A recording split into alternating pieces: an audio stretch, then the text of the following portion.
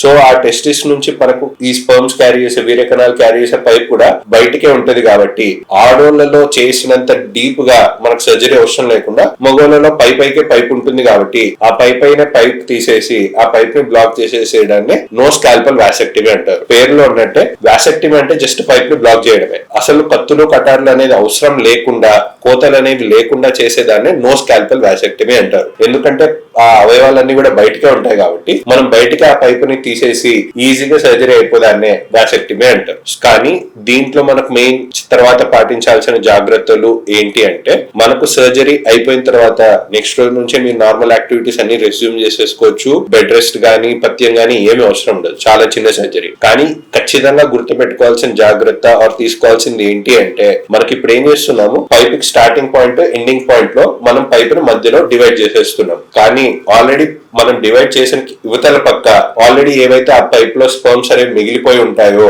ఆ స్పర్మ్స్ వల్ల కూడా పిల్లలు పుట్టే ఛాన్సెస్ ఉంటాయి. కాబట్టి ఫస్ట్ మినిమం 2 months గానీ 3 months గానీ ఆర్ 20 ఎజాక్యులేట్స్ అంటాం, అంటే 20 సార్లు వీర్యం పడేంత వరకు లేదా ఆపరేషన్ జరిగిన 3 నెలల వరకు ఆ పైప్ లో ఆల్రెడీ నిలువ ఉన్న స్పర్మ్స్ బయటకు వచ్చేయచ్చు. ఎందుకంటే ఆల్రెడీ కొత్తవి పైప్ దాటడానికి లేదు, కానీ ఆల్రెడీ పైప్ లో మనం డివైడ్ చేసిన యువతల పక్క స్పర్మ్స్ అన్ని మనకు కొన్ని రోజుల వరకు వీర్యంలో వచ్చే ఛాన్సెస్ ఉంటాయి. కాబట్టి సర్జరీ అయిపోయిన 2-3 months వరకు కూడా మనకు ప్రొటెక్షన్ గానీ పిల్లలు పుట్టకుండా ఏదో వాడాలి.